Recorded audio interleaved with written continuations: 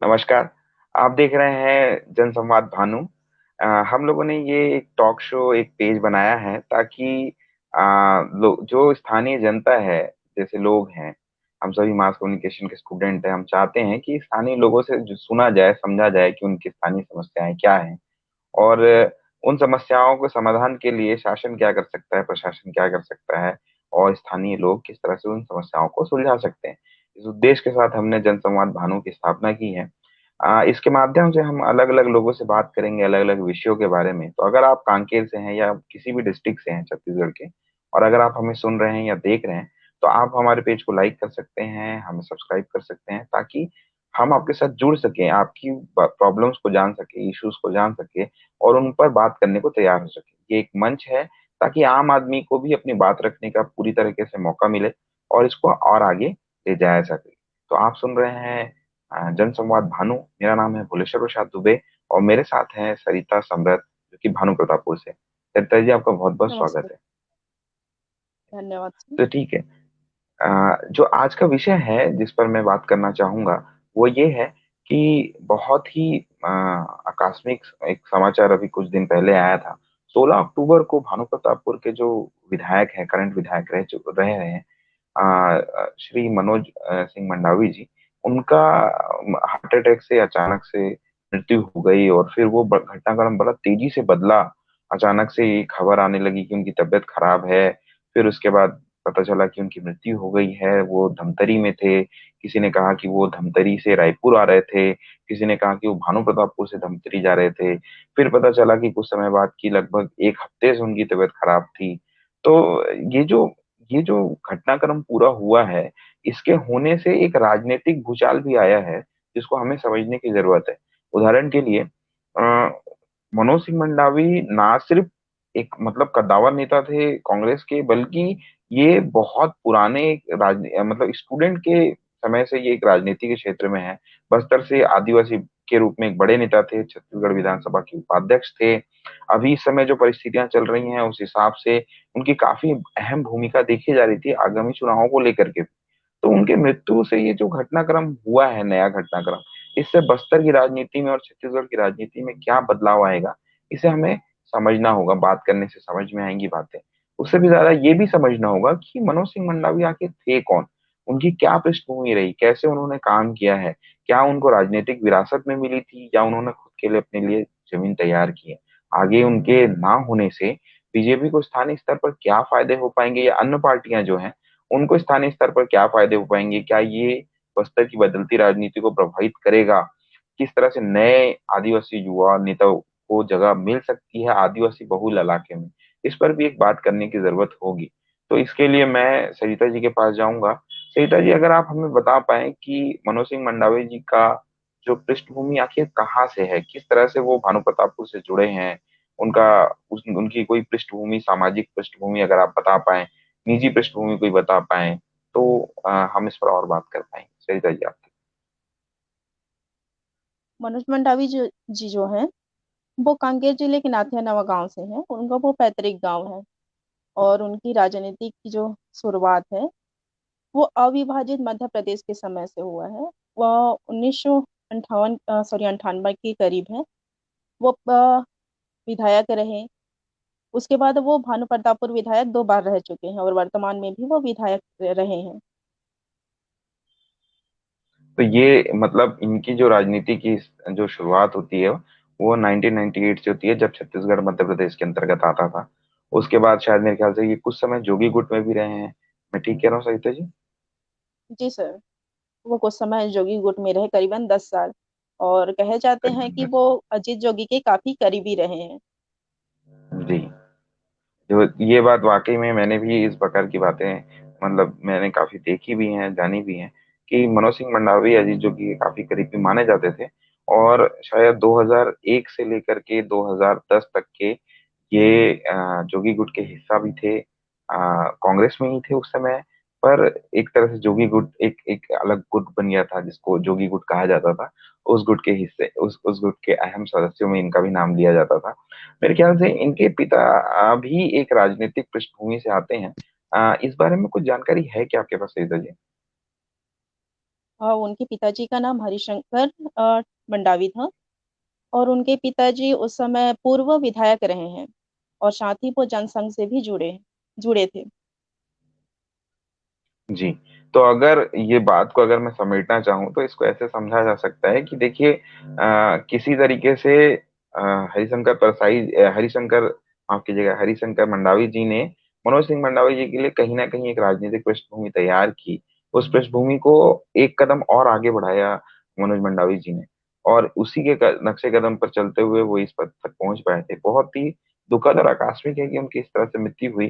पर ये एक बहुत बड़ा प्रश्न भी उठाता है राज्य स्तर पर कि देखिए, अगर विधायक जैसे स्तर के लोग, अगर उनको स्वास्थ्य की सेवाएं या उनकी शारीरिक जांच अगर समय पे नहीं हो पा रही है या इस तरह के खतरों से नहीं निपटा जा रहा है, तो मुझे लगता है कि आम आदमी के लिए बड़ा मुश्किल हो जाएगा। हालांकि मुझे लगता है कि इस खबर को अगर अंदर तक जाए तो शायद ये बात निकल करके आए कि उनके लिए उनकी काफी सेहत खराब थी, उनके शायद चेस्ट में इन्फेक्शन था, इस तरह की बात हो रही थी, पानी भर गया था या कुछ कोई बात थी।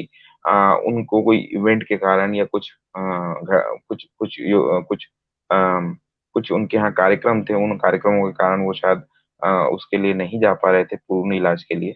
तो इस तरह की कुछ बात निकल करके आएगी। पर फिर भी आप सोचिए कि एक विधायक है जो लगभग भानु प्रतापपुर से लेके धमतरी तक के आ रहे हैं, बीच में उनके साथ कोई बात हो जाती है और उनको किस तरह से सुविधाएं उपलब्ध हो पा रही हैं या नहीं हो पा रही हैं, इस पर भी मुझे लगता है कि एक मंथन की जरूरत जरूर होगी। तो ये तो हो गई उनकी राजनीतिक पृष्ठभूमि की बात।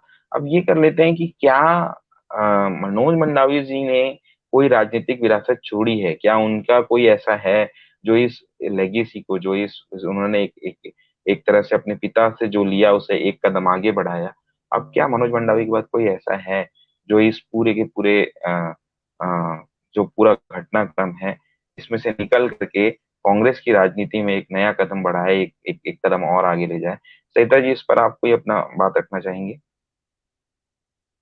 और मनोज मंडावी के यदि हम उत्तराधिकारी की बात करें राजनीतिक क्षेत्र में, तो उनके छोटे पुत्र, उनके दो पुत्र हैं, तो उनके छोटे पुत्र हैं अमन मंडावी। वो हाल ही में राजनीति में प्रवेश करवाए थे मनोज मंडावी। और अभी इसी मंथ, सॉरी अब इसी मंथ बोल रही हूँ, अक्टूबर के महीने में कांग्रेस युवा जिला अध्यक्ष चुने गए हैं। हम्म।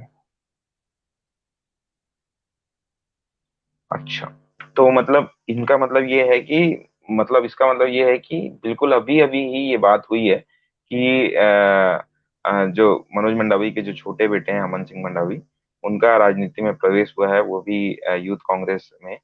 तो मुझे लगता है कि उनके लिए ये एक चुनौती से भी कम नहीं होगा। परिस्थितियां भी काफी विषम हैं। ऐसे परिस्थितियों में आप अपने, मतलब जब आप राजनीति में आते हैं तो आप सबसे करीब रहना चाहते हैं, आप देखना चाहते हैं, अपने पिता से सीखना चाहते हैं, समझना चाहते हैं। पर बिल्कुल शुरुआती दौर पर अगर इस तरह से आपके साथ हो जाए तो मुझे लगता है कि अमन सिंह मंडावी जी के लिए अपने आप में एक चुनौतीपूर्ण काम होगा। ये तो समय के साथ देखना होगा कि वो परिस्थितियां वो किस तरह से देखते हैं, किस तरह से इससे उभर करके आगे आते हैं, क्या उन्होंने आगे हासिल करना है, ये वही तय कर पाएंगे।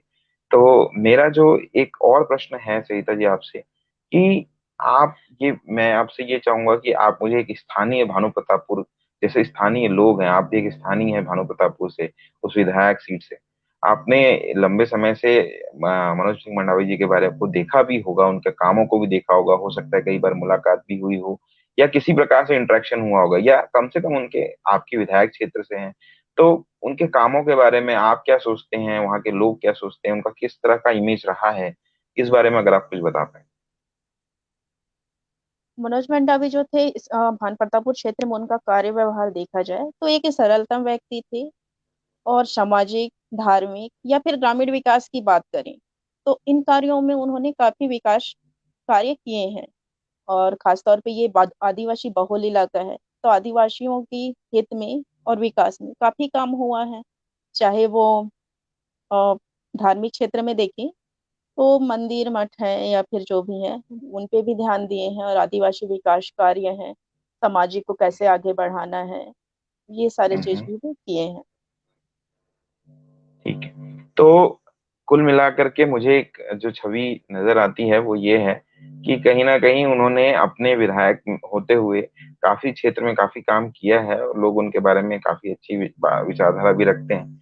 अब देखना होगा कि श्री अमन सिंह जो कि अभी उनके पुत्र हैं, जिनका नए नए में कांग्रेस में प्रवेश हुआ है, वो किस तरह के इस भारी भरकम लेगेसी को जो उनके पिता के पिता से आ रही है, इसको वो आगे ले जाते हैं। सीता जी, मैं आपसे एक फाइनल क्वेश्चन का आंसर लेना चाहूंगा। मुझे लगता है इस पर भी बात जरूर होनी चाहिए, और ये काफी इस समय लोगों के मन पे कौन भी रहा होगा कि क्या मनोज सिंह मंडावी के जाने से भानु प्रतापपुर की विधानसभा में या फिर बस्तर की विधानसभा में, जो कि एक अहम क्षेत्र है, कहा जाता है कि अगर राजनीति, अगर आपको छत्तीसगढ़ में सरकार बनानी है तो बस्तर से आपके पास, अगर अगर आप विजयी हैं तो आप ऑलमोस्ट आप सत्ता के करीब पहुंच जाते हैं।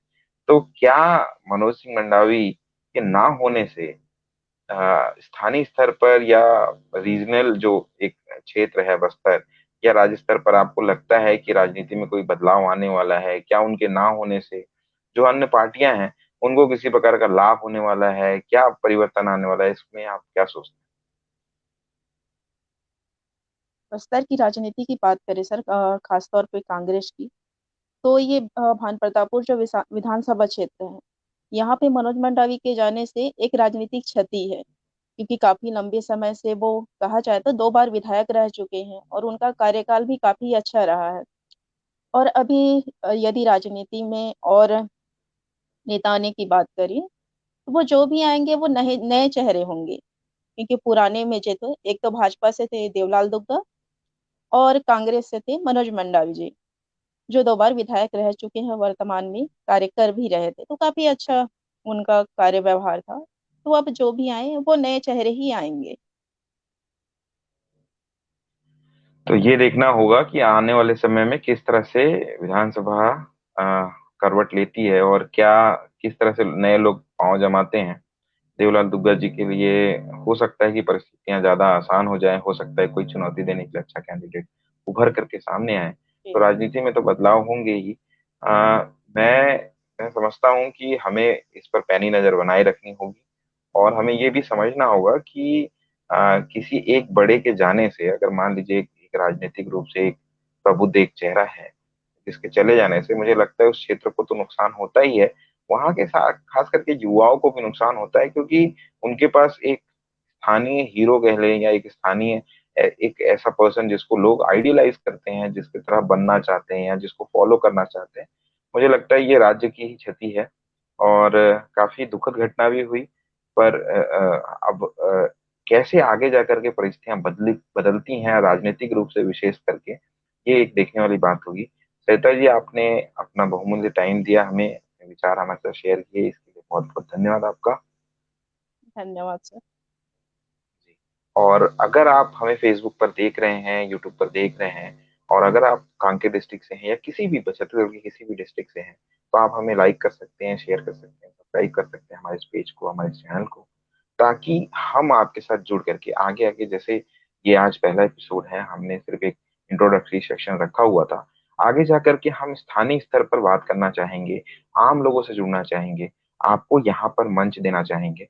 हम चाहेंगे कि आपकी बातें की जा सके, और ये भी चाहेंगे कि वार्ड स्तर से, एक पंचायत स्तर से या वार्ड स्तर से भी समस्याएं निकल करके आए।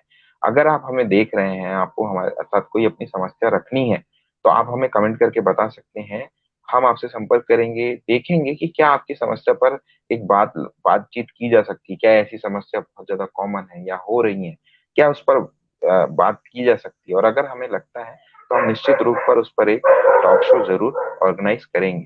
तो अगर आप हमें देख रहे हैं तो, और हमारी बात सुन रहे हैं, तो हमें एक मौका जरूर दें, एक बार कोशिश करें कि हमारे साथ शामिल हों, और देखें कि क्या परिवर्तन हम ला सकते हैं। क्योंकि हमें ये देखना होगा और समझना भी होगा कि राजनीति सिर्फ सिर्फ और सिर्फ राजनीति से समस्याओं का समाधान नहीं होगा। हमें लोगों की तरफ से भी प्रयास होने चाहिए, शासन की तरफ से भी प्रयास होने चाहिए, और प्रशासन की तरफ से। मैं भुवनेश्वर प्रसाद दुबे आप सभी का धन्यवाद करता हूँ। बहुत बहुत धन्यवाद।